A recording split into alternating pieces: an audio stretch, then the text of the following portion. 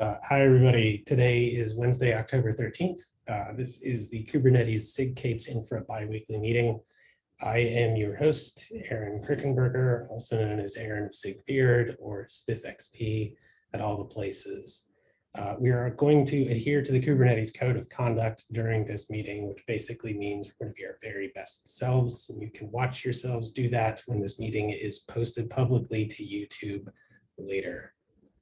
I think I got that whole spiel right.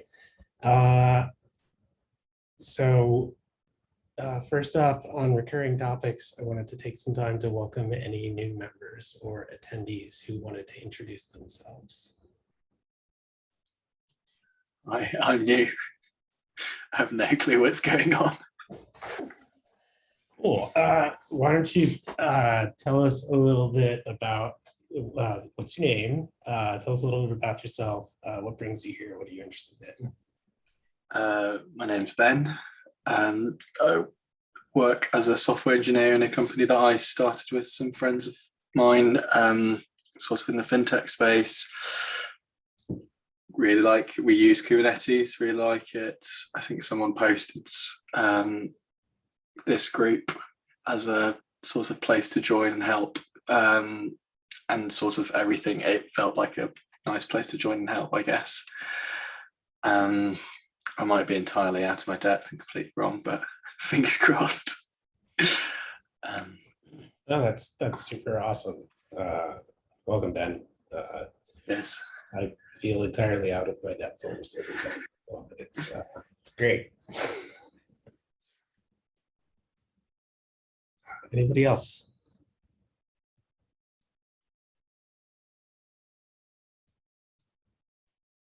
All right, well, welcome everybody. Feel free to speak up at any time. Next thing we do regularly is go through our building report. So I'm gonna click on the Data Studio report link in the meeting agenda, and I'm gonna share my screen. I'm gonna find the thing. Hooray. So that is what our spend looks like over the last 28 days. If I ballpark that, multiplying it by 12 months, that's about 2.4 of our 3 million per year, which is why we started sort of pressing the pause button on some of the things that we're willing to migrate over, because we feel like we need to identify areas that could be improved or have the cost reduced. Basically, I still feel like the majority of our cost comes from the, let's see, I think this is just GC. I want the total thing.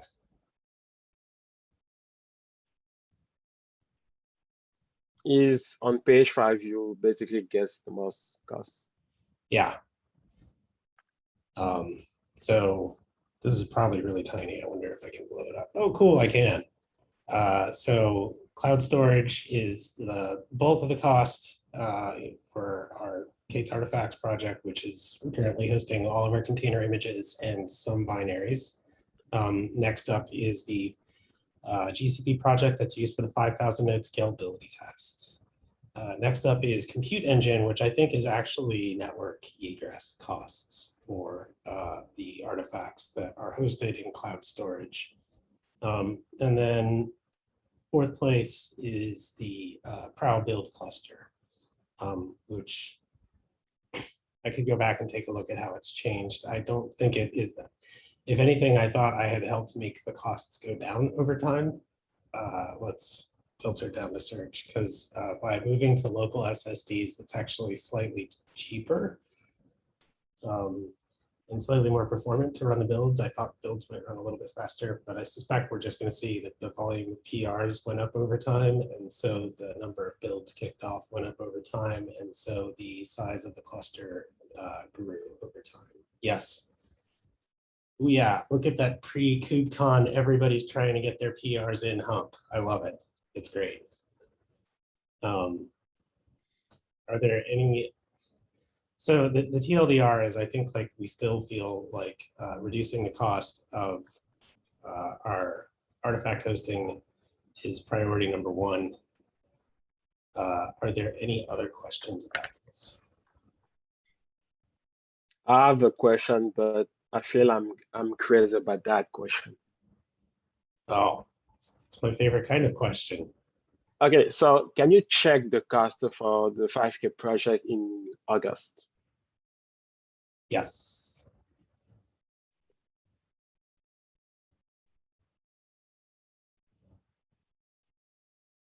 August. Yeah, August 1 to Like looking like that. yeah.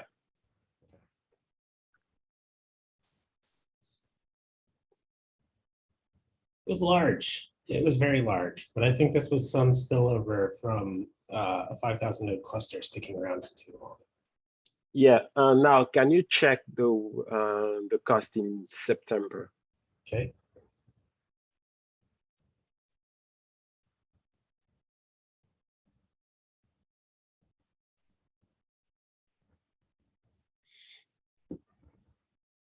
Okay. Got 40K.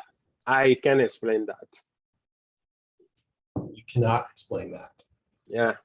The only thing I can explain is we have a job failing on purpose because we're trying to change the instance type. It's the only change we made for those projects, but I can explain why we basically lost half of the cost in September.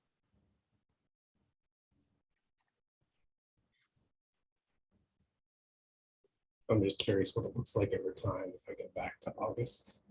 Hmm. Actually, I'll just go all the way back to July because I don't think it existed until sometime in August. Kind of. System error. Oh. Yeah, when you eat too much BigQuery, you will basically get the system error. About July 15th. This is, I think actually might be the rate limit being applied to me as a viewer of this report because of the way the billing sources are, data sources are set up. I don't know. Okay.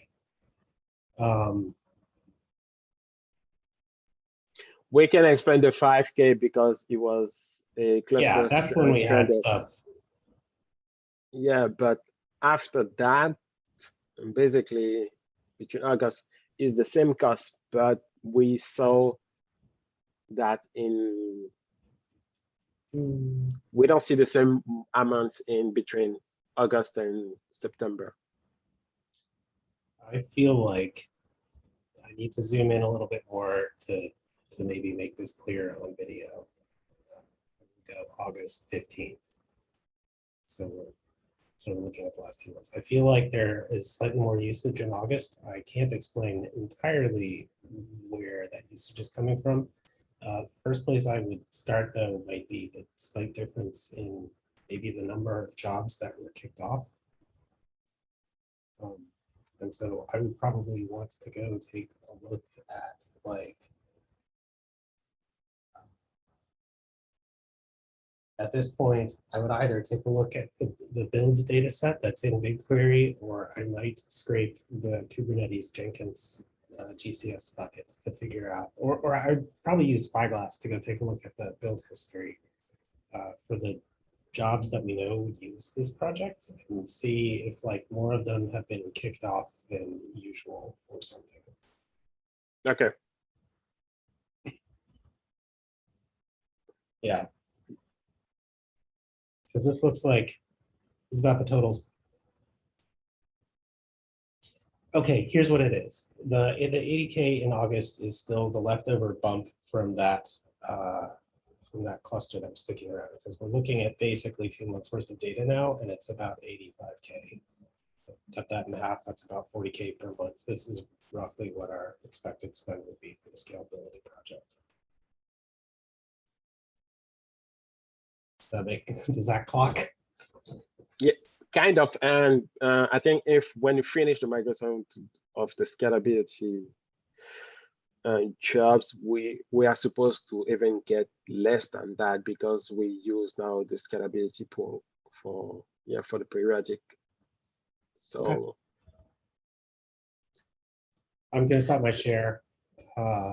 Thank you for asking that question, Arnaud. I guess I should say up front, I'm willing, my plan is for us to run a little bit longer than usual. So if you need to hop off at the usual time, that's super cool. But I figured since KubeCon is happening, I'm willing to take some extra time to go down tangents and answer questions and generally ramble and watch Hippie cook himself breakfast. Gosh, that looks so delicious. Okay, wait, where's the agenda? I'm getting off track now. What did I say about tangents? There's action item review would be the next thing we do, but I see that's on the agenda. So how about I jump to that? Any news from CNCF Legal on GDPR compliance? I currently have no news.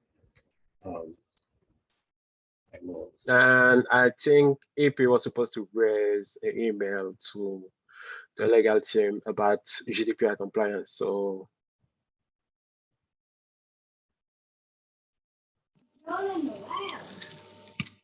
I'm sorry, I heard my name. And the audio is not that great in here. Can you repeat that?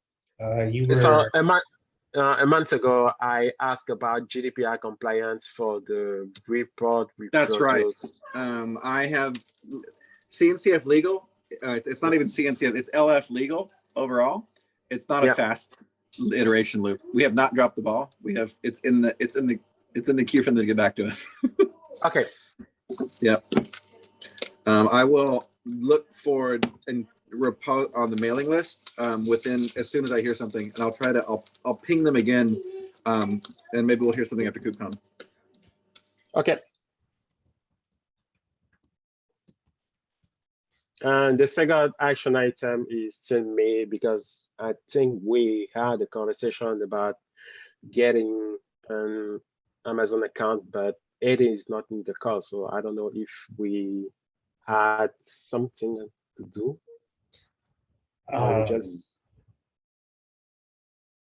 Broadly speaking, I think I wanted to see if Amazon was willing to participate in the Cloud Native Credits program, and if so, try to get an account provisioned that way. Failing that, I wanted to try and unpack the access that we currently have, see who has the credentials to that.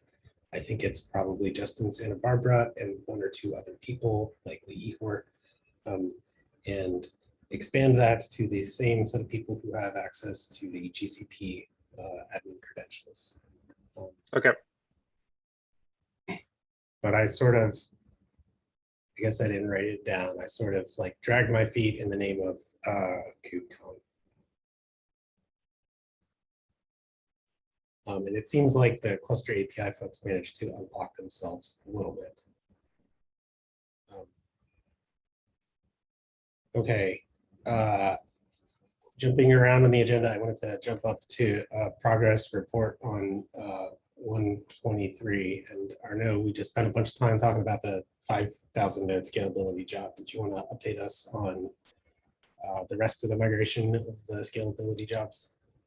Yeah, basically I'm still working on migrate the scalability job, and in the last 5 days we had an issue with quota on some project. It was not really very well defined, so I started to raise all the quota for the 30 project dedicated to the scalability job. I still have 10 more to do. I think I will do that tomorrow morning, and I have a pull request open to migrate the last one of the release blocking scalability jobs. After that, we are good. Awesome. That's okay. The other thing I put up there, I wished I had more to report, but I'll just sort of walk a little bit more through it.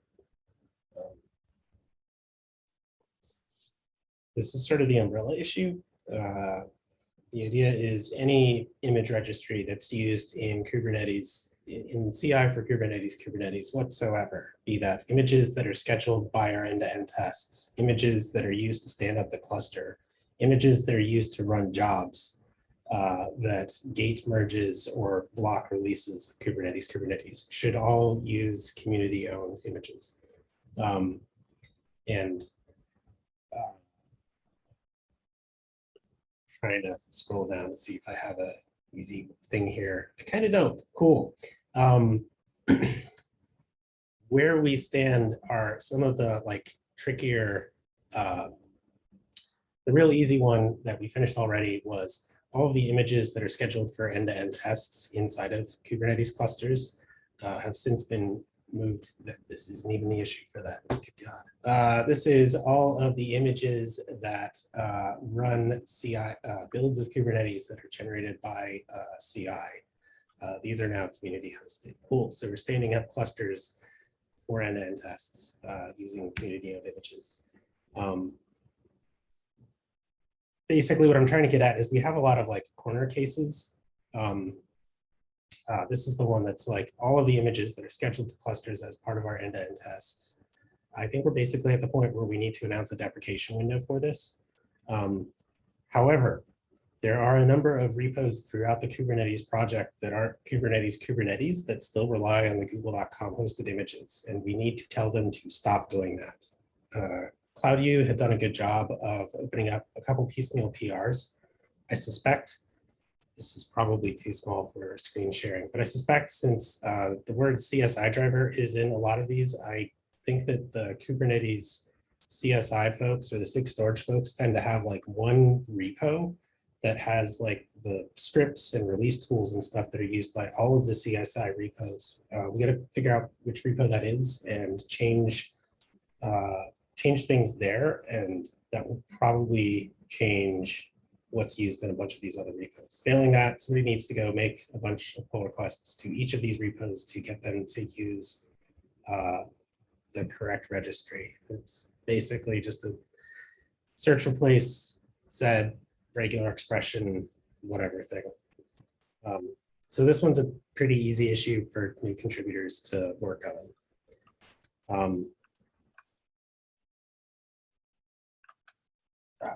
Trying to find the other one that's good for new contributors.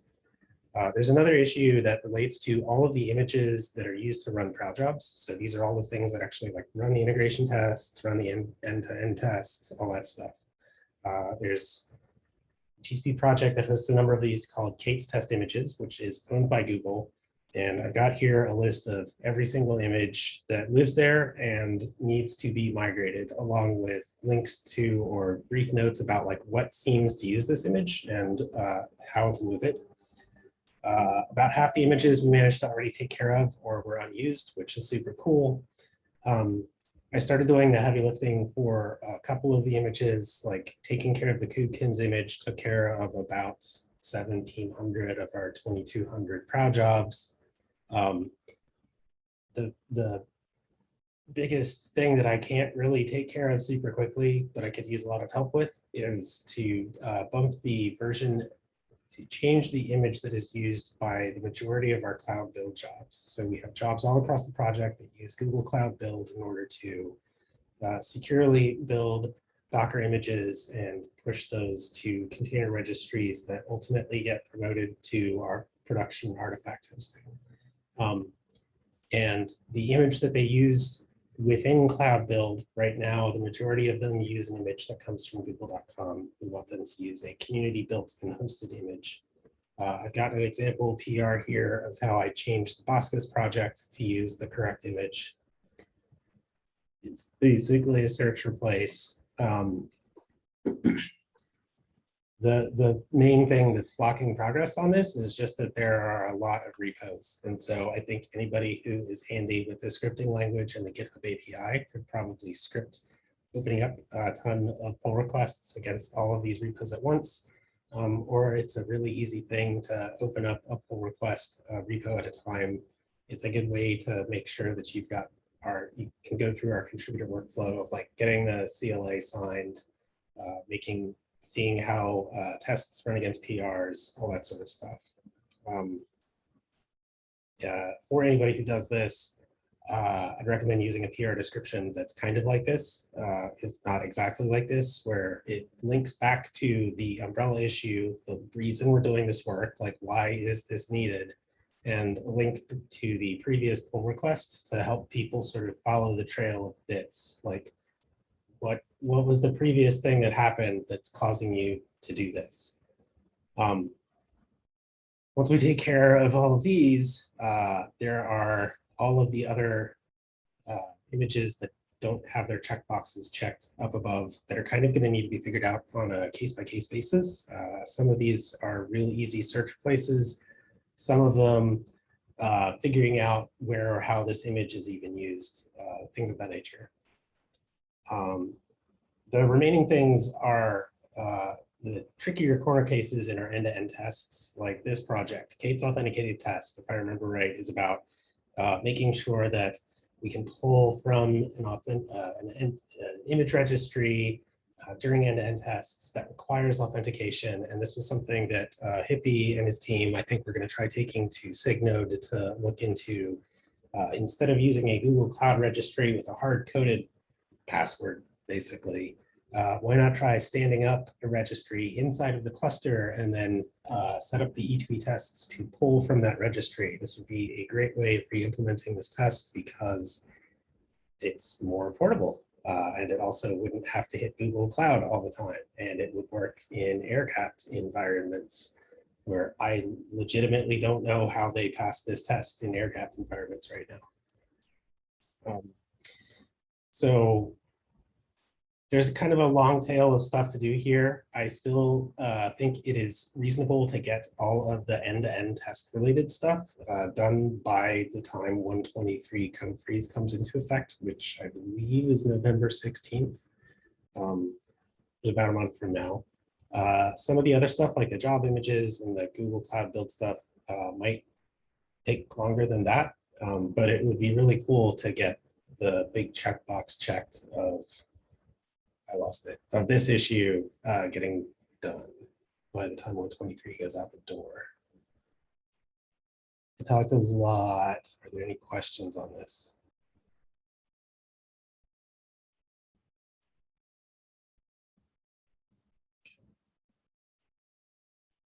Let's stop my share. I'm going to hand it over to Arno because I have run out of breath.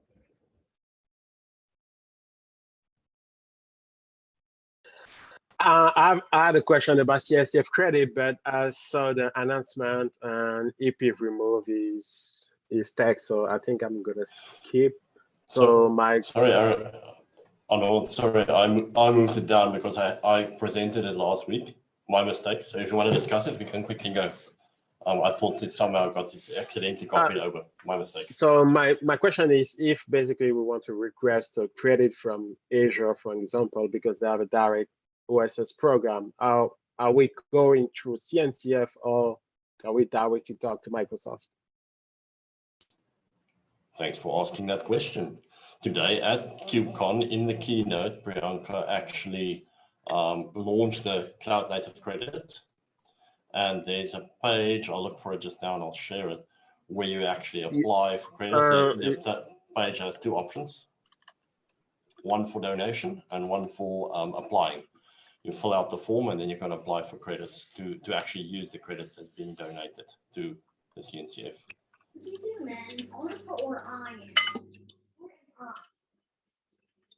So my question is, do you have links handy to those? Or not just Give me a moment, I'll find the links for you. Thank you. I already put the link in the chat. So if you're interested to see what, but my question was like, do I need to go through CNCF to get Microsoft credit, knowing I can directly ask the Microsoft? I think the purpose behind the credits program is to help consolidate the way that the CNCF projects are applying for it so that we can streamline it for the other projects. Okay. So it'd be best if we went ahead and applied through the CNCF/credits program. And with my CNCF hat on, I'm gonna help be the humans behind the scene advocating and working with Lachlan for the credits are donating, make sure they're stewarded in the same way. So that we're going to have very similar access. But yes, please apply through the credits program as chairs of SIG K8s Infra. Because we had the issue open about this, I think maybe 6 months ago. Let me find this. Yeah.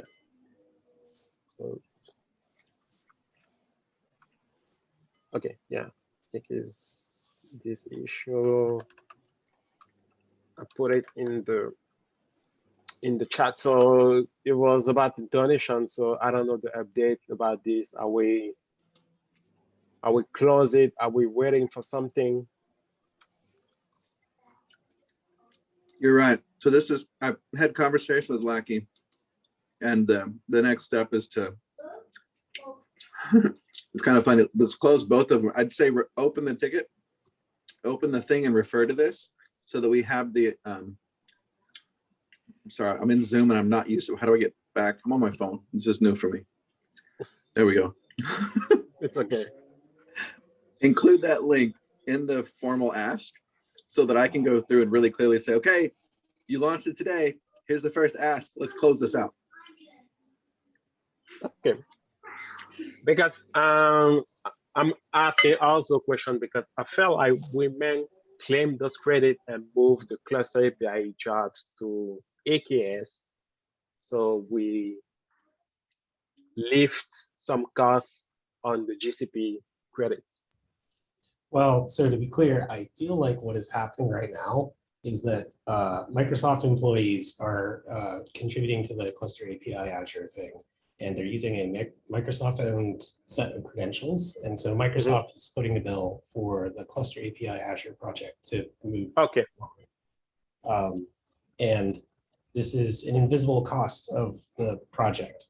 What's not happening is the use of those credentials for like other arbitrary projects. As far as I know today, like whether or not Kubernetes works successfully on Azure is not something that can block the release of Kubernetes. We actually don't really have a great set of rules or policies for like who and how should cloud providers talk to about making the successful functioning of a Kubernetes on their cloud something that can block releases or be, get like early signal in upstream releases.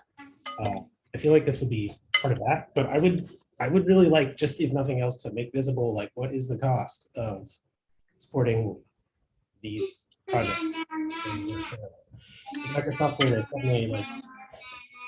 I think the whole cluster API ecosystem could benefit from a cost analysis and where the resources, human resources are going, because those are things that the vendors themselves are not going to tend to advocate and have a lot of priority for, whereas the health of our ecosystem as a whole depends heavily on that actually being a high priority for us as a group. So again, I feel like when we talk about like we need help, this is kind of like, unfortunately, like boring work, I guess. But like I don't have the time or bandwidth to oversee, do we actually have the credits hooked up? I certainly have I look at this as like, well, I have this billing report that we just clicked through for GCP where we saw all of the costs, and I know for a fact like how we're using all of that. I don't have that today for Amazon, and I don't have that today for Microsoft. And we have kind of two open issues about like, do we know how to like make sure we have enough of that? And do we know how much of that we're using? I just need somebody to like take that on. I don't know anything about how Azure does its billing stuff. I sure hope that like we don't have to have another custom crafted database thing that scrapes some arbitrary thing to create a billing report, or maybe we do. I want to take a look at this maybe next year, beginning of next year, because I'm doing something like that for work. So I can take a look at this in Q1 of next year. Okay. Just to recap, what I heard you say, Hippie, was you need one of these SIG leads to go through the cloud native Credits program. Yeah. And then you and Lockie will take the ball from there and work Absolutely. out Yep. this issue in our repo. Yep. And we'll eventually have a similar thing, I assume, for Amazon as well, because then I'll have a formal, it's all relationship at this point. This formalizes it, where I can actually step in and go, okay, I've been told, and this is how you're formally telling. And Okay. that, and it's and a thing that will work for other projects as well. And I agree, absolutely. And I think it's on II to help get those reports going for Amazon and for, I mean, it may not be us that actually does the thing, but it's us and Ehor to try to make sure that, because we have that access, trying to model, like, it's part of it's the permission problem as well. So going through the whole PII thing, and like we can just go through it like it's II, so internally we can get that done. But I'd love to have that similar model of figuring out what the PII thinks for each of those orgs, so that there's that transparency involved as well with our reporting. But PII is about personal information, so I'm not sure you need that for cloud providers. Oh, you're right. Sorry. Well, it's the logs. As long as our reports are high level, you're right. I just mean it's on us to try to get those reports going. And the first one being a cost analysis per project. And I've tried to engage with each of the cloud providers that I just need a way to isolate each project so that I can stop the cost if it gets too much, and be able to know how much is being spent, so that we can see over the percentage of what's being over this month period, what's the granularity, so that we can have that visibility, particularly for transparency to the budget like we have for Kubernetes, but also, you know, not starving out or doing the other projects as well. Okay. I think I will leave the amazing task to find the form for the credits to Aaron. You're a Jedi Master, so everything will be fine for you. I don't have a headset and I'm gonna be walking outside, so I'm muting. Okay. For now, I believe you have the next item on the agenda too. Oh, okay. So the next item is auto enable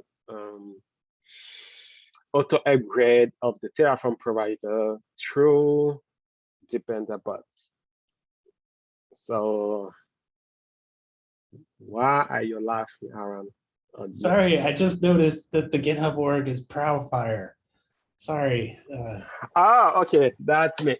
I was hesitating between Proban and Profire, so I was like, let's choose Profire and keep Proban for another repo or org. So I did a test. I create a repo. I enable depender bots for Terraform, and that's the result. Every week we can define the schedule, and every, let's say, weekly, we get an upgrade on the Terraform provider. There's no impact on the state, except we just need to be careful about the change introduced in every upgrade. So which means we need to have people reviewing the pull request. This is my problem with this. It looks like it's a really low effort review because it's just changing some numbers. But really, what I need to do in order to review a PR like that, based on our current limited understanding of how to work with Terraform, is I have to go read the change logs for that thing, which I don't think were automatically linked. Maybe I was wrong. I gotta go read the change. There's a link. There's a link in the change log. Okay. Basically in the pull request and the change log. The benefit of this is we review one version to one version instead of doing a review 10 version between 10 versions. I get that it's a that's what we're doing. Yeah, for sure.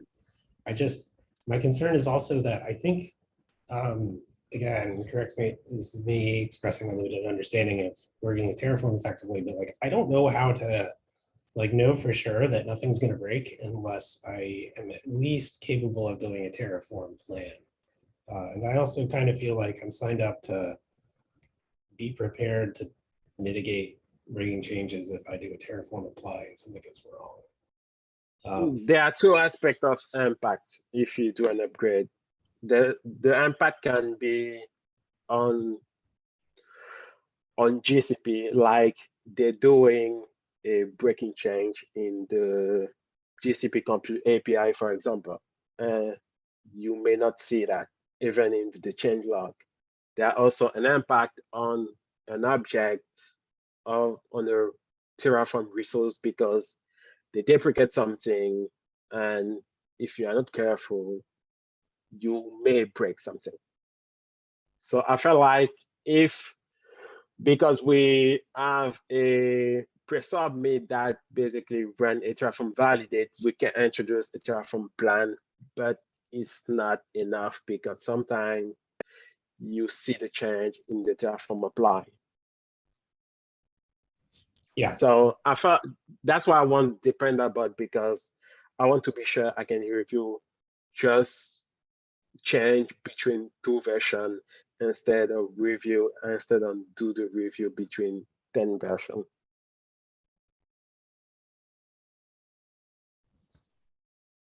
So I feel like basically Arnaud and I are the only people who interact with the Terraform in this project. So I want. Yeah, I'm fine with it. I'm fine with it. I just. Okay. I think and also, it's similar to what we're doing with Pro right now. Is nobody is looking at the change. We just deploy, and when something bad happening, we revert. Yes, it is that the act of reverting whatever Terraform does. Yeah. Is not as easy. And we're super fortunate that we haven't had to do that so far. So I feel like I want to have also the one thing I want to do this is because I want people volunteer to do the review. Like if we can have people reviewing, I'm looking at Jim and I say, hey, if Jim want to review Terraform code, we don't have a lot of Terraform line of codes, but if people are interested to review that, we can ask some reviewers and say, okay, every chance someone looking at the change log and say, oh, this is something deprecate, we should upgrade.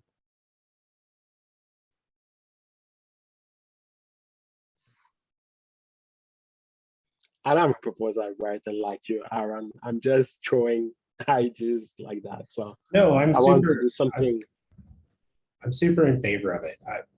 I think this is another example of when I need help from somebody who has used Terraform to look at the way we're doing stuff and say that we're doing it. I'll even take the we're doing it wrong type of criticism, but I recognize that we don't really have staging environments with copies of our infrastructure that we can automatically run live tests against to make sure that we're not going to mess anything up when we deploy these changes to production. For better or for worse, we're running Terraform apply against the one production that we have and hoping that it doesn't break. And so when we start to increase the number of Terraform changes that we do, even though we're doing the responsible thing of making them smaller and more granular, if the amount of manual toil and human review that we have to do stays large and does not go down and is not automated away by tooling, we trap ourselves in doing a lot more review where I'm not, but that's me extrapolating way too far ahead. I agree that just bumping the Terraform dependency is a good prompt for us. We already have other things that bump dependencies. So I'm super in favor of that. I think I was just using it as a lens or an illustration for the most testing we do of our Terraform is Terraform validate, which I think is it syntactically valid? I don't think we have anything that's did you know you are using a deprecated field? Or did you know this feature goes away in the latest version of the Terraform Google provider? Stuff like that. The other problem with Terraform is even when you use the deprecating, it's not failing the Terraform plan. It's just telling you it's deprecate. So if you use that in pro job, you may see things pass and maybe break things over time. So that's why I want, basically, because we are very simple about the usage of Terraform right now. I want just a simple bump I can easily review if I'm one of the reviewers. Because to be honest, we don't really use a lot of GCP resource, which is a good thing for the moment. So I will try to, I mean, if anyone's interested to do that, feel free to raise the hand and we can work together. Otherwise, I will do that I will enable dependability in 2 weeks. Yes. I'm interested to learn more about how it's implemented with what you guys are doing, just to be able to help out a little bit more. About K8s Infra in general, or about I will walk through that. I may go long, but if you need to leave, we'll have it on the recording. Yeah, like I've gathered it's just prow jobs that are doing applies from what it looks like. Terraform, we don't trust enough to have Prow do anything. It's still Arno or myself, or Gotcha. technically DIMS can, but I think it's basically just been Arno and myself running Terraform apply. Yeah, and also problem.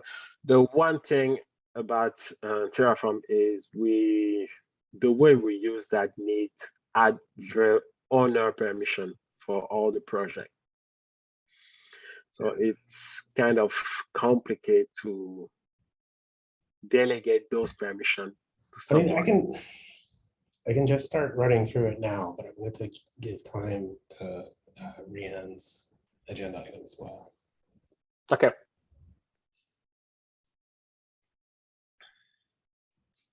mean, we could do another Real time. short.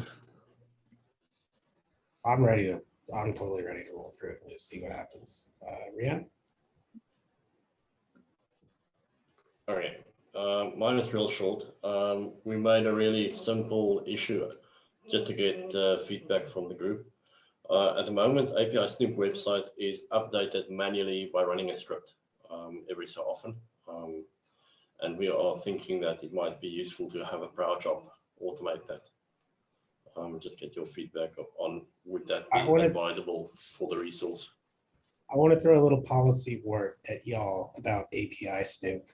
And that is that it is currently living in a Kubernetes organization, or sorry, it's living in a GitHub organization that is not part of the Kubernetes project. I think you all need to decide if you want API Snoop to be a CNCF project, or if you want it to be part of the Kubernetes project. If you want it to be part of the Kubernetes project, where I believe it is principally used, I'm super cool with us managing infrastructure to make API Snoop run better and all that stuff. But if API Snoop is intended to be sort of a general agnostic thing that's used for more than Kubernetes, it's not part of the Kubernetes project, and therefore we should not be footing the bill for its infrastructure.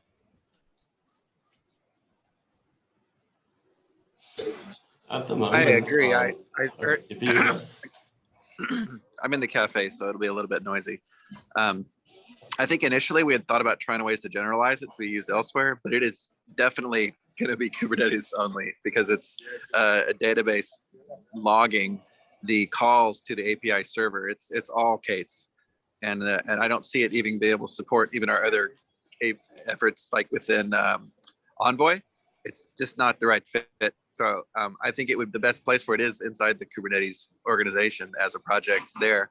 I don't know the steps for that, I guess. It'd probably be good to research what it looked like to, would it be the CNCF donating API Snoop to the Kubernetes project? I don't know. Yes, I think that's what it would be. The way I would start this conversation is by opening up an issue in the Kubernetes org repository. There's an issue about transferring repositories from elsewhere to the Kubernetes project. And that's where we can start to get the checklist of like, do you sign the CLA? Yes, you did. Is it Apache 2 licensed? Yes, it is. I think it's anyway. Yeah, I just wanted to cross that T, dot that I, since we. That's fine. I think the only thing earlier is that it's been for the gateway for getting conformance. the K8s conformance repo exists under CNCF. And I don't know, is that a community thing? Is it because it's the conformance, like it's just the output of the community? No. This part's a meaningful but annoying like detail. The Kubernetes project defines like what conformance means. So we're responsible for what are the tests that you need to pass in order for your distribution of Kubernetes to be considered conformant. But we do not own the certification process. So the thing by which legal agreements are signed, and there are trademark policies about when you are and are not allowed to use a logo and all of that stuff, that is fully owned by the CNCF. So the repository that's all about getting yourself certified belongs to the CNCF and should remain there. But like, yeah, the list of all the valid tests and all that stuff, that's the project. Our primary tooling that we're using API Snoop for is to have that graph of what's to be tested, but also to help gate and inform the release of new APIs that come in that aren't there. Yeah. And the only thing that's there at the very, very end is a very small bot that checks the conformance.yaml, I believe, inside of the test EDE. So that bot and that stuff I can see staving out, but everything else for API Snoop is fully within the Kubernetes. Yeah, I agree. board. I agree. We don't own that K8s conformance repo. That's all I'm saying. So, okay, so there's that. As far as your pattern, I've lost the issue now. Hang on, let me find it.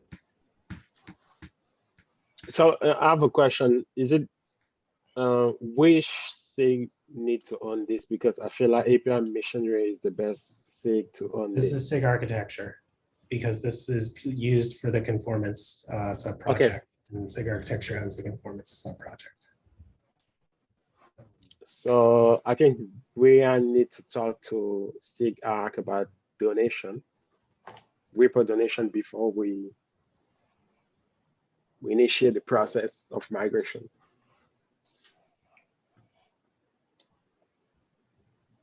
Yeah, again, That sounds- sorry, distracted. But yeah, I think that sounds good. We need to go. I mean, I think we don't need a conformance call for it. I think it's fine there. I think it's actually just going to SIG Arch Yes. on the mailing list Okay. and saying the CNCF would like to donate the API Snoop project to like, is it just to the Kubernetes project? What is the Yes, wording we want to donate the API Snoop repository to the Kubernetes project. We're going to move it into Kubernetes SIG/API Snoop. Awesome. I'd like to try to put that email together today and look forward to moving that along. Sounds good. Success. Thanks, Aaron. That's really nice clarification from your side. Yeah.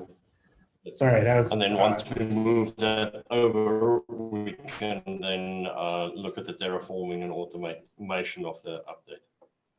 So I'll keep going and try to. Sorry, not Terraform. It would be Terraform in this case. I want to share my screen real quick and say, it seems like what you're asking for is we have a bunch of files that live inside of a GitHub repo. And what we would instead like to have is a website that people could visit, and something would be in charge of keeping that website up to date. And that website could be based on files that live inside of that Git repo. So now we're talking about automation to keep a Git repo up to date. Or that could be a set of files that live inside of like a Google Cloud bucket or something that a proud job would be responsible for, regenerating what lives in there based on the contents of various Git repos. This is very much like a request to try and keep a website that is based on the metadata about various TEPs up to date. So I would recommend that you take a look at this issue. This also has a linked pull request to implement what's proposed here. Essentially, I described how there are a number of different patterns we could implement, but if you truly want two different sources of truth, where you've got some source files in Git, but then you have like a Google Cloud bucket somewhere that just serves a website either directly or through like Nginx redirects or what have you. I've got a PR that is an example of like putting the GCS bucket in the Kubernetes public project and then tying together service accounts to give Prow the appropriate permissions to write to that bucket, and then you could create a Prow job. So I will paste a link to this issue in the meeting notes so you can take a look at this. But because I want that point of formal policy to be clarified, but I still think we can iterate on the conversation of what's the best way to implement this. Make sense? Sorry, I was in transition. Yes, it does. So we. Okay. If you want to go. So I was actually just in transition from the phone to the screen. It's cool. Under Rianne's thing in the meeting notes, I posted a link to an issue that sounds very similar, where it's like we have some files in source. They're in the Kubernetes Enhancements repo. It's a bunch of YAML littered everywhere. We want a website that is more human friendly, that is kept up to date based on these files. Can we do that? So there's some suggested patterns, and there's a pull request linked off of that implements one of those patterns. And I'm waiting to hear back from the enhancement subproject who wants to own that and manage that infrastructure. So with whatever time we have remaining, I wanted to try and walk through, I guess, the way our Terraform is set up a little bit, if that's cool with folks. And like I said, this is going to run long, and if you got to bounce, that's totally fine. The recording will be extra long. I'm going to do this live. There's going to be a lot of like flailing. I'm probably just going to try and click through the website as much so that you all have links that you can follow. So let's see, if I go to the Kubernetes K8s repo,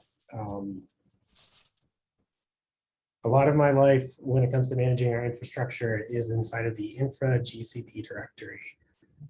The idea is this directory is organized into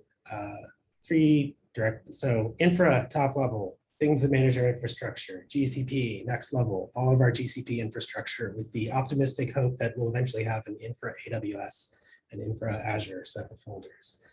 Inside of here, we have a bash directory, which contains a ton of bash scripts that manage the bulk of our infrastructure. We have a Terraform subdirectory that contains most of our Terraform. And then we have a static directory for like static files that could be copied around for our infrastructure. This feels like a wart and it's weird, but it's here.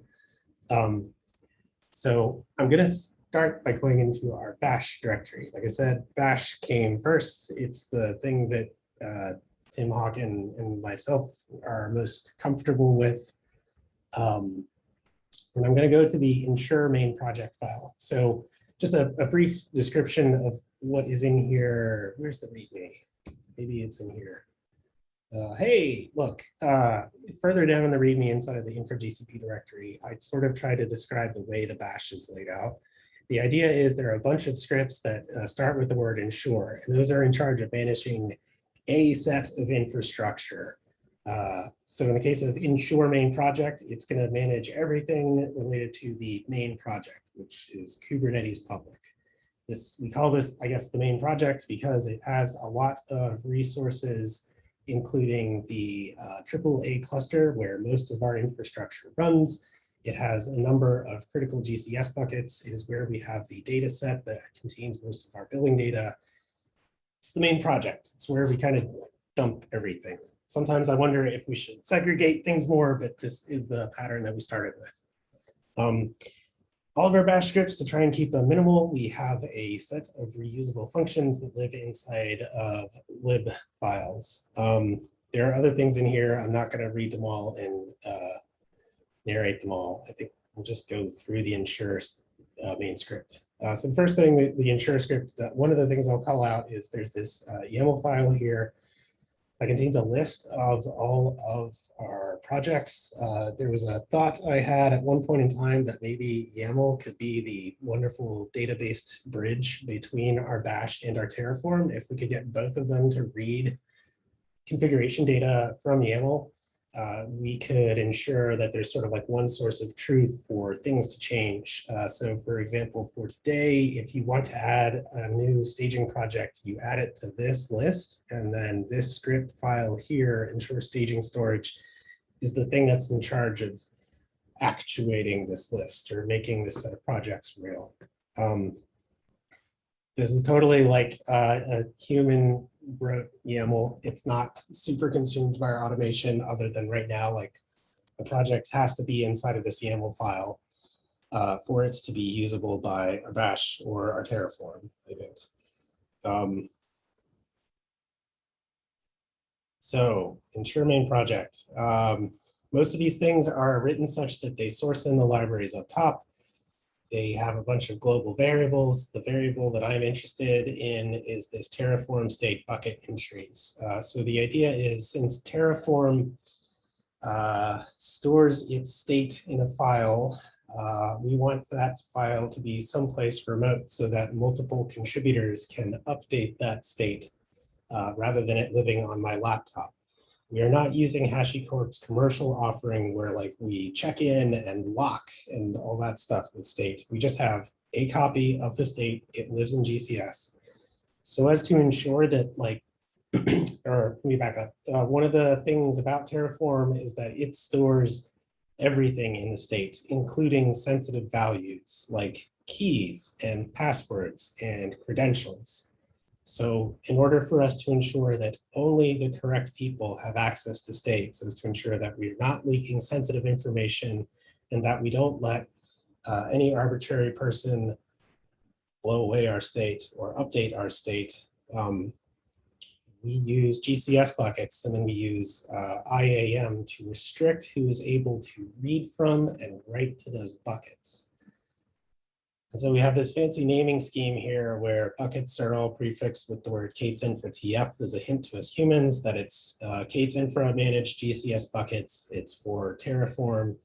And then we try to have like a name that fits this naming scheme here. I hope one day to have all of our different kinds of projects live in folders so that instead of managing IAM credentials and all that sort of stuff on a per project basis, we could manage it on a folder and have that hierarchically descend down. K8s Infra TF public clusters bucket is intended for a public project, in this case, Kubernetes public, and it's intended mostly to work on clusters within the public project. This is a wart. We now use this to manage basically the state of everything in the project, not just a GKE cluster, but this is the naming scheme that we have right now. And then we say that the people who are allowed to access that are the cluster admins group. You can see we have other entries here to say, like, there's a bucket that describes the Terraform state of all of the Prow clusters, and the only people who can read and write to that are K8s Infra Prow on call. Or for example, Hibby's team has a project called the Sandbox II project that is managed via Terraform, and they are the people who can read and write that. The only other people beyond these email addresses listed here are the org admins, like Arno and myself. There's kind of no way that we can prevent org admins having access to that. And if anything, it's a feature, not a bug. We want org admins to be able to swoop in and manage our infrastructure with Terraform if needed. But the idea is to try and scope the set of resources inside of the Google Cloud bucket, or try to scope the set of resources that Terraform is managing to something that logically makes sense for like just the Prow people to have access to. What I'm trying to imply here is that if you have access to this bucket, you should theoretically have access to be able to create and destroy all of the resources that the Terraform state in this bucket describes. Projects, Google Compute instances, GKE clusters, GCS buckets, all that sort of stuff. I don't know if I need to go too much into the fact that the Bash is the thing that makes this happen, but if you want an example of how our Bash works, we have a function called ensure Terraform state buckets. It reads that array, it splits things up, and it uses some of our library functions to ensure there is a GCS bucket that is private, not public, to ensure that a group of people can admin that GCS bucket, to ensure that the org admins can also admin that bucket, and to ensure that, let's see, The people who, oh God, GCS permissions are weird. We need to ensure that the people who can admin the bucket also have the ability to list the bucket for reasons that don't make any sense to me. Anyway, okay, having set all of that up, that was really in service of enabling me to show you the Kubernetes public Terraform module. And specifically this file here, which sets up our Terraform provider. If you are familiar with Terraform, hopefully you've already read this and made sense of it. If you're not familiar with Terraform, we're trying to describe what version of Terraform you need in order to manage everything here. We use Terraform providers to provide some of the resources that we're describing. In our case, we use both the Google and the Google Beta Terraform provider, and these are the versions that we need them to be at. This is what Dependabot would bump for us. And then this thing here uses the buckets that I just showed you Bash creating. So we're using the bucket named K8s Infra TF public clusters, and then within that bucket, here is the path to the state file that we're doing. And we try to describe all this in the comment above. So this might be the worst, this might not be the best one to like walk through because it's also kind of the biggest grab bag of things. Let me think. I'm trying to find where the project is defined. So notice I said there was a bash script called ensure-main project, which is actually responsible for creating the GCP project called Kubernetes public. And it creates some of the things in it. And this Terraform started out as something that just managed a GK8 cluster within the project. And so it did that by doing things like creating service accounts, setting up some IAM bindings specific to this cluster, and then actually defining a cluster using a Terraform resource. Let's see, will I do this well? Terraform Google container cluster. Is there a reason you started with creating the projects with Bash, or is that just sort of legacy? It was purely the level of comfort that we have with Bash versus Terraform. With Bash, Bash is freely available everywhere.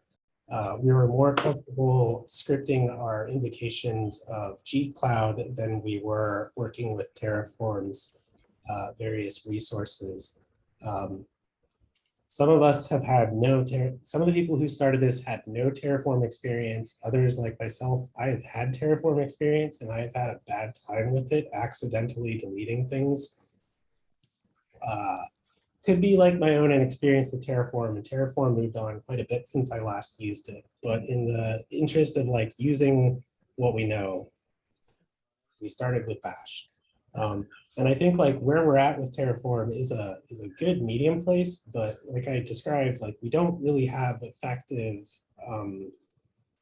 testing of our Terraform. I guess not that we really have testing of our Bash either, but it's a little bit easier to sort of think our way through a Bash problem. I think not too many people currently contributing to this are good at like quick load in some YAML and write a Terraform resource using a for each block that creates a bunch of resources based on that YAML. There's a function for that, Aaron, but I never really. There is. I personally want to do that. I want to get there, but I have not. Does that answer your question? Like, it's not a great answer. It's like it's what we have. It's just great to understand and sort of get a feeling why. Yeah. And basically sorry. Like to be clear, the state of the infrastructure that we are migrating is a bunch of stuff that was kind of quickly stood up by hand by people. So pretty much anything, including a bunch of bash scripts, was better than what we had. But there's also this thing where like sometimes GKE will like to do things automatically behind the scenes. And so Terraform in the bad old early days was not very friendly to things automatically updating the state of resources in a way that did not match up with the state file that Terraform maintained. And so if you go back and reconcile to the like, no, stop shuffling things around in the real world. It should look exactly like this in my static state file. And it would like go undo changes that we wanted to stay out there. And that's how it can accidentally, that's how it has for me in the past accidentally deleted things. But I think it's gotten a lot better and a lot more cooperative. Certainly with GKE, I know this is in part because Google helps fund the development of the Google provider. I think most of the major cloud providers do this for their Terraform providers. Anyway, like for example, we have this lifecycle prevent destroy thing, which didn't exist when I last used Terraform, which makes sure that like even if you run Terraform delete to delete all the Terraform resources, it won't actually delete the live GKE cluster. Arno, you have a hand. Just want to say that we are very open about how we want to manage K8s Infra right now, because there are some aspect like the staging project. I think we don't need to migrate to Terraform. So that's basically with until we finish the migration from Google org to the community organization, we will maintain Bash and Terraform, because basically right now, Aaron did say something, we have over, I think, 25 projects just for the container registries, which means convert that to Terraform would be a lot to review and maintain specifically with our tests. So I feel like we need to basically keep some things in Bash until we're sure we have good testing about Terraform. Yeah, I would agree with that. Yep. I mean, at most, like I would expect the way I would implement this in Terraform would probably be to create a staging project Terraform module that I would then reuse, or I might instantiate it using a for each block that reads in all the projects from YAML. The tricky case that, oh my God, this is so bad. The tricky thing that we do right now in our Bash is we have special cases for some of the staging projects. We have these functions that have a double underscore in the middle of them, and they have to start with the word staging special case. So like, for example, we make sure that the cluster API GCP project has, it gives the instance admin role to a specific service account, and it specifically enables a Proud cluster to use this project. And in retrospect, I should probably have a link to the issue that describes why this gets a special case and why we're not doing this for like all staging projects in general. But like our Bash basically looks at the name of the project that it's working on, and then if these functions exist, it will magically do the special case for that. I'm sure there's a way to do this with Terraform too. But yeah, I kind of would agree with like, if it ain't broke, don't fix it sort of thing. It does annoy me sometimes when I have to change what we're doing with our staging projects, and then I have to basically, it runs all this Bash in the for loop, which takes a non-trivial amount of time to roll out. But it works. Okay. By the way, I should say, I'm just like kind of wandering all over. Please feel free to stop if I'm like looking around too fast. And I'm not entirely sure specifically where I'm going to end this. Okay, so that was an example of Terraform manages cluster, but we sort of, so that we don't have one gigantic multi-thousand line Terraform file, we started sort of breaking up into different Terraform files that describe like all of the resources that are going to be used for this thing called Kettle. And some of these resources are reusable modules to find elsewhere in this repo, which I can get to, as well as like IAM policies, so on and so forth. But when you're doing your apply, it happens on everything in that directory, right? Happens on everything. Yes, there's no way to say just apply it for this tiny part, please. It's like everything in this directory gets planned and applied at once. I just want to correct Aaron. It's possible to specify a resources or a list of resources when you do the Terraform apply. You gotta know their Never names, tried which that, is the but stinky it's- thing. So bad. Yeah, and there is not exclude function to say, okay, I just want this resource not deployed. So it's like, that's why I'm saying we still have to be careful about how we want to do automation for a lot of those Terraform What is the resources. average apply right now? Can you repeat the I'm up question? to date, so I don't try applying anything that's not there. I didn't follow the question, EB, sorry. I think he was asking how long it took to apply. Okay. Oh, it usually, Uh, it really depends on what you're doing. GKE related operations take a while. Other stuff can take. it's highly depend on how the GCP API handle the resources. So for example, create a service account is like 2 seconds. Create a GKE cluster is like by default is 45 minutes. Because what's happening in the under the hood is Terraform make a gRPC call to the API, send the change, wait for the change to be applied by GCP and return the state to Terraform. So this is an example of me.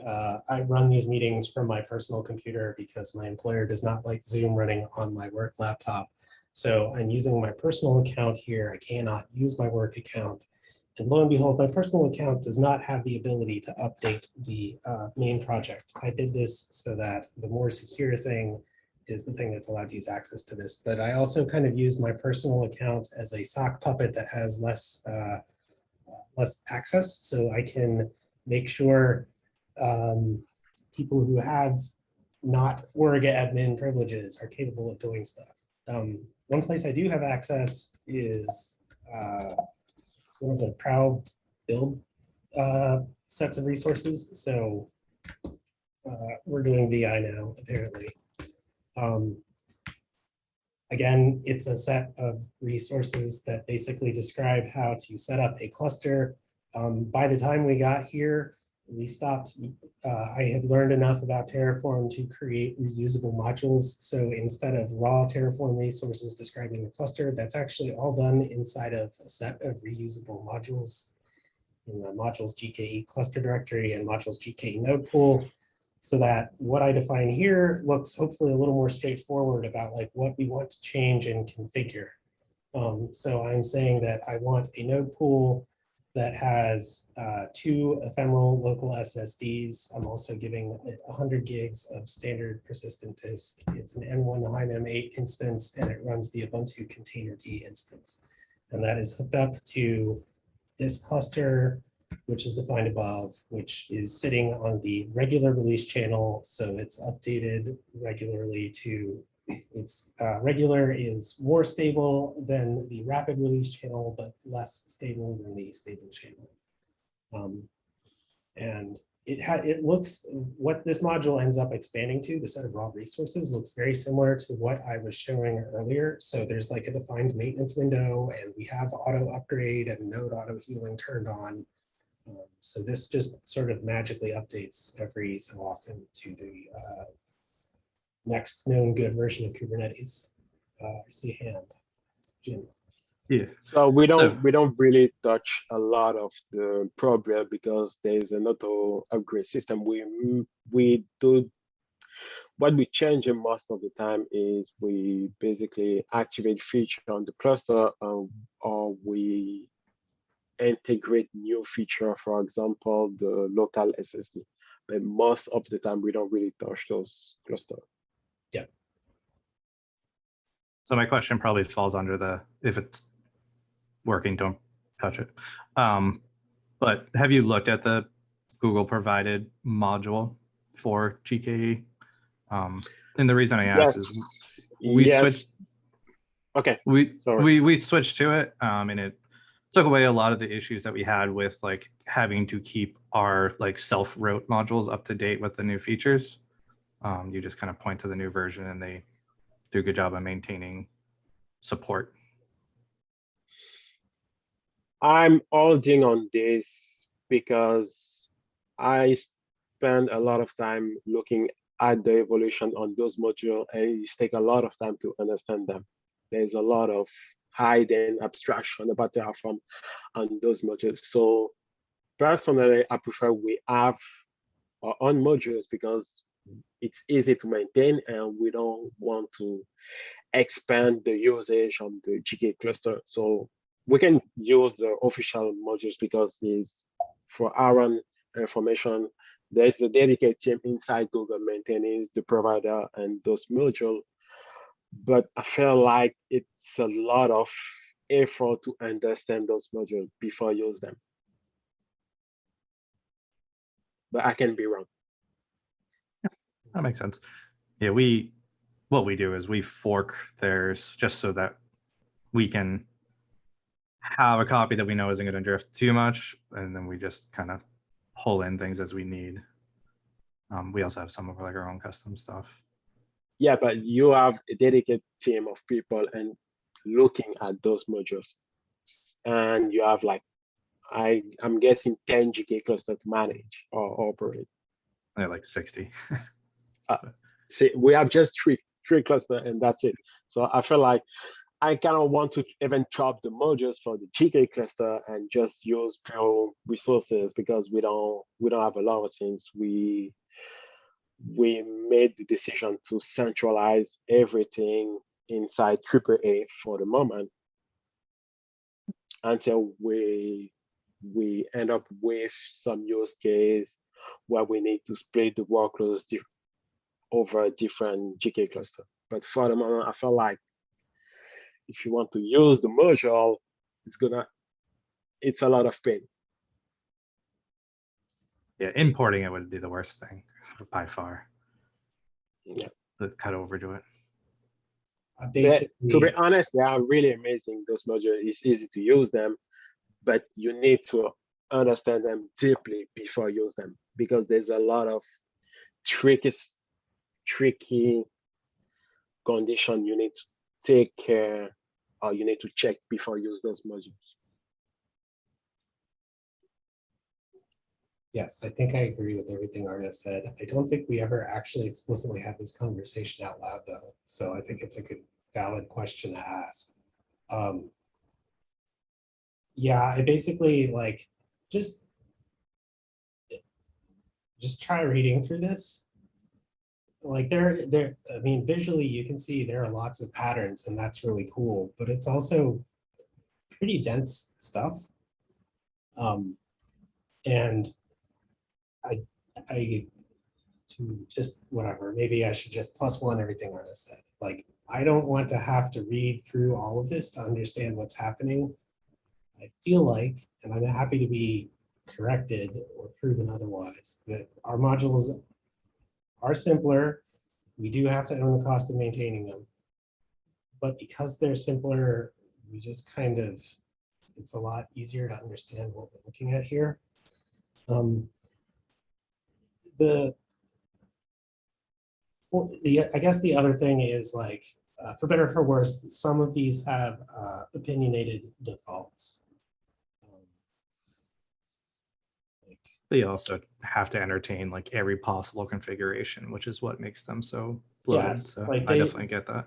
Their things are awesome and super robust. Some of the modules that are provided by Google are far more opinionated, and I don't know that those either align with our opinions or like they might be really good opinions, but we would have to rework the way we have everything laid out in order to meet with those opinions. And it is not clear the benefit is worth the cost in that case. But I will definitely say, like, when I'm trying to figure out how to do something slightly more advanced in Terraform, I go read those in terms of like what source code to copy paste. Yeah. And like, And also, sorry. I was just gonna say, like, if you have some that you do prefer to use, or you have like useful defaults or something, like we could take a look at it, like, because you're right, we could like import those modules into our modules and then apply the same set of defaults. I just knowing where everything comes from and having to manage fewer things for just our limited set of use cases feels slightly like the right trade-off to make right now. Makes sense. Also, another aspect I forgot to mention is onboarding.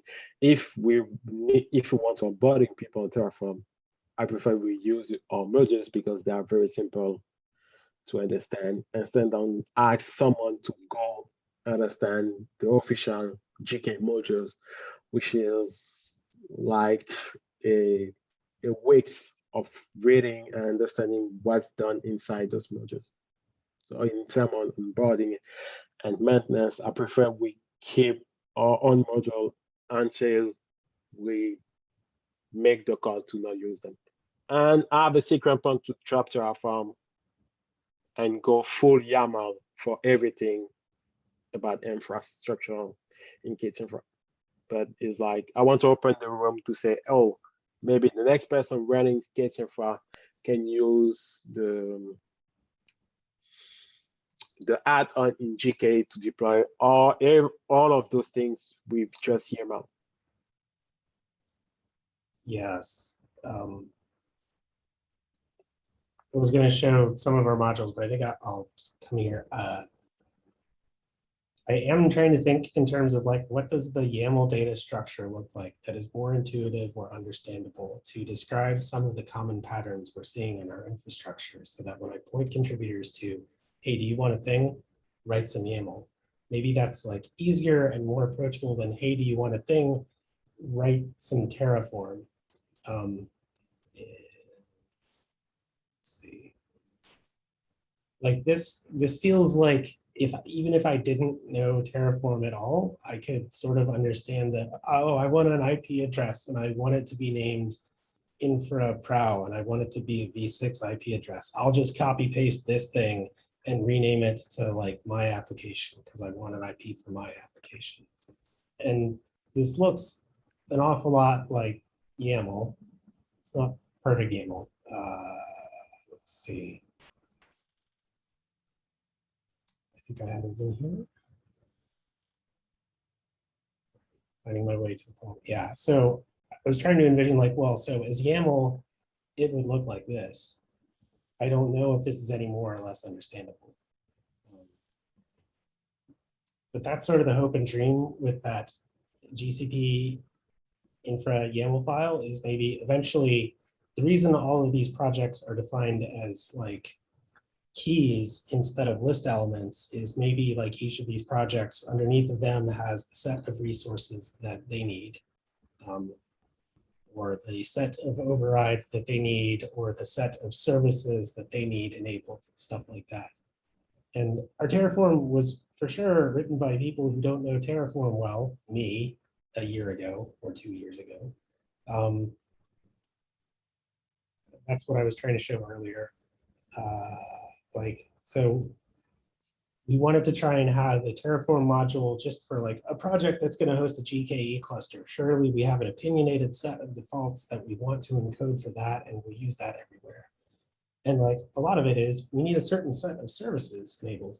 And I just copy pasted the Google project service resource over and over and over and changed the name for each of the different services. I'm like, this is a for each. You could absolutely redo this as a for each. I know that now. Anybody who knows their Terraform could totally open a pull request to do that for us. Anyway, I think I'm gonna kind of stop my, wait. So just to bring home the like the set of resources in these modules, we're trying to scope them to like logically who can own these. So aside from the modules directory, everything else in here describes a set of resources that live inside of a GCP project. So the idea is, if I have owner privileges on the K8s Infra Sandbox CapG project, I can use this Terraform to manage everything that lives inside of this project. Same thing for the II team, like everything inside of their Sandbox project can be managed by Terraform. So unfortunately, the Kubernetes public thing, like we don't have a lot of people who have owner access to everything in here. But the idea is, for people who need our infrastructure, we can scope you to a project that is more just about the infrastructure that you need for your SIG or your sub project or whatever. Like we've got all the Prow stuff in its own set of projects. And so people in the K8s Infra Prow on-call group can manage everything in here. It's another example of like defining secrets in a YAML-ish type way. And this is automatically set up. Anyway, I'll stop talking now. I feel like we've run a half an hour over. Maybe a more rehearsed version of that with some slides and guideposts might be useful, but I don't know. AMA, any questions? Before AMA, I want to mention something. The key problem of Terraform and Bash is configuration management and resource management for us. We are not on call for all of those projects, and this is best effort for most of us. So we want to focus on simplicity and, let's say, automation. That's the main focus. It's not about saying we want to use Terraform, but the main question is how we use a tool to simplify the automation process for us, because we are not a company, we are an open source project. So Aaron is doing on best effort, I'm doing this on best effort. So, and all of you, I can ask you to work on this full time because you need to pay your the bills for everyone. So the main aspect of why we made those decisions is simplify how we manage to the point we can automate those tasks. That's the main point. That's why I kind of push back on using external modules on our third party supposed to basically automate how we use Terraform, because we don't want to have to struggle with the maintenance of Terraform. That's the main point. And that's it for me. I appreciate the walkthrough.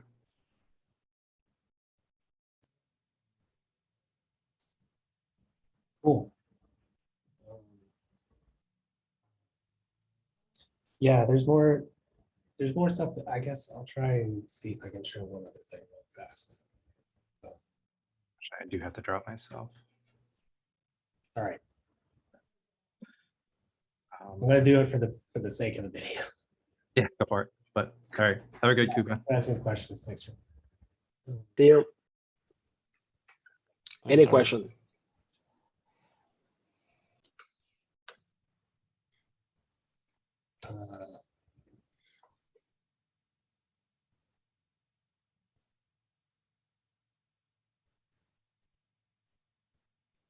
About a month ago, I tried to this is probably out of date, but I tried to brain dump roughly what I think the state of our infrastructure is, like where it all lives and what it all is. So I've zoomed way in so that you can maybe read some of the, oh gosh, that's very, so you can maybe read some of the stuff. The idea is everything in this blue box up here is the google.com organization. So this blue box here is all the infrastructure we have to migrate. And then this blue box down here is all of the infrastructure that we have migrated. I drew this using a tool that allowed me to specify some of this in like sort of a JSON-like tree-like syntax. That's cool. but it is not an open source tool. So it's not clear to me whether I can show the rest, like if I can show the syntax. And I really wish I could lay this out more intelligently. You can see there are lines going all over the place, and what do they even mean, and can't I annotate them? I have tried to look for other open source diagramming tools that could help me build this. I haven't found one that's like quite meets the bill just yet. But the idea is with this, we can visualize how we have like the K8s Infra build project in yellow here.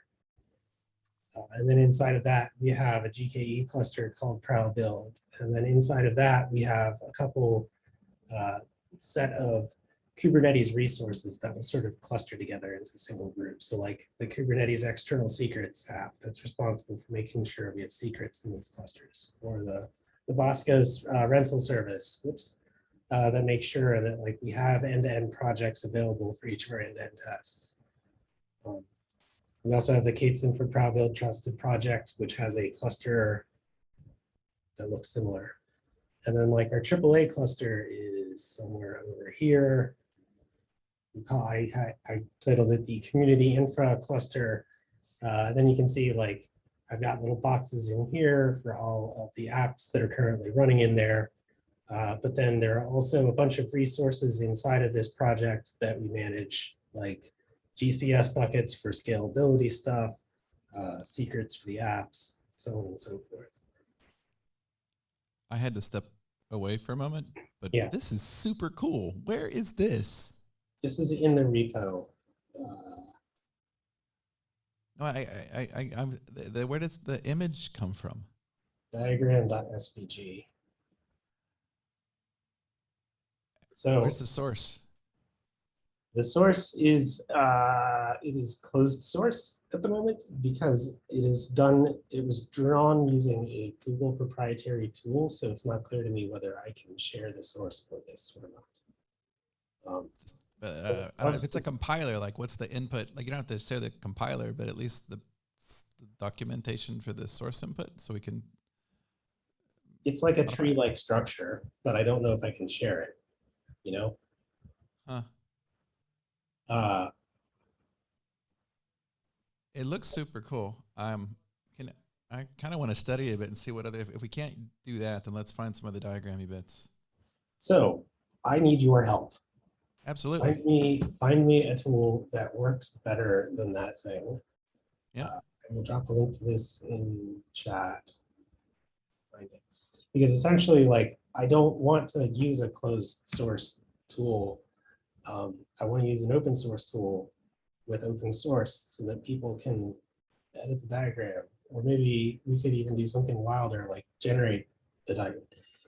Yeah. Honestly, I feel like generating the diagram doesn't produce a lot of value. I bet there's something that could automatically generate graphs from all the Terraform resources that we do, but I don't think it would be quite as meaningful without a human applying some stuff. So it might have to be this context, but you could have like I don't know, almost a lint checker that says, "Did you get everything?" And it prints out the things that still have yet to be on the human side. So I think where I landed in this investigation was that maybe something using plant UML could be neat.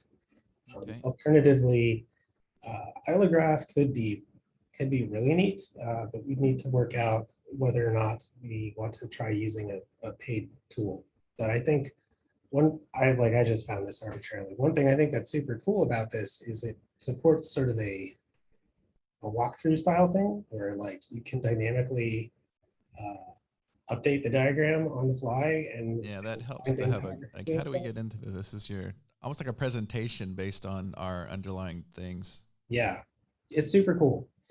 I'm just looking for a way to communicate like what I see in my head when I talk about all of our infrastructure that we manage, and like what's left to migrate over and stuff. And like the sizing of this is all completely arbitrary because like I'm not able to hold the tools as often as I'd love to, but Steven and Caleb are hands-on and know how to hold the violin now. Yeah. Let me go grab Steven real quick because we've done some really cool stuff both in the presentation style side and with there he is. It's a small office. Hello. This is super cool. Aaron's got a SVG that gets generated that has all of the layout of the diagram, and I know that we've got some cool stuff that we've been doing inside of org where you have the code blocks that is a diagram. Both, I want to see if you could help me pull that up, and then also the presentation style stuff, because there's this other thing he was just showing around lithograph, ilograph. Ilograph, I think. It looks pretty freaking slick as well, and I just want to see the parallels so I can see what we've been doing that is in line with that. So this is a Zoom feed, this one. Okay. And then I'll put this over here, and then help me drive. Or, you know, we could walk through this later. Like, I just wanted to do this. All right, it's like I put him on the spot here. Yeah. Why don't you mull that over and we can go through this at a later time. I just wanted to get sort of the diagram and the walking through of it on video a little bit. Oh yeah. Sorry, derail that.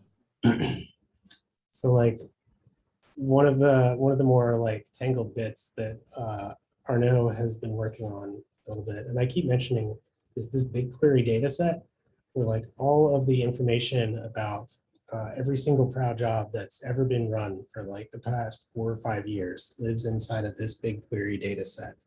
Yep. It gets there by way of a tool called Kettle, which runs inside of a GKE cluster, Gator, inside of a GCP project called K8s Kubernetes. Kettle gets its data from both a set of GCS buckets that live inside of the Kubernetes Jenkins project, as well as via notifications that are sent via PubSub. And then proud.k8s.io is the thing that is responsible for writing results into this results bucket, as well as the other build clusters. I don't know if I have a diagram line showing that, but like the build clusters also end up writing the results into this bucket. So when I talk about like getting this little builds data set, it also means like we need the path of data that gets to it migrated over as well. And we're trying to figure out sort of piece by piece how to do this. Do we move the data over first? Do we move the thing responsible for writing into the data over first? So on and so forth. So like this is, and then we have an issue that represents migrate over the infrastructure in the K8s Kubernetes GCP project. And that issue basically has a checklist for each of the boxes in here. Like these are all of the things that need to be migrated over. And we have a GitHub issue for each of these things. But the migration is not the issue. The issue is how we monitor Kubernetes Jenkins, because what Carol is doing a subscription against a topic, but the topic is the topic that's inside of the Kubernetes Jenkins project, right? Yeah, and the topic is used to monitor Kubernetes Jenkins. So even if I create a new topic, a new subscription inside Kubernetes public, someone needs to run the command that create the notification for Kubernetes Jenkins. And also we need to basically do some refactor in Scala code source to remove the add code dataset ID of the dataset ID. So that's the two things that's blocking the migration right now.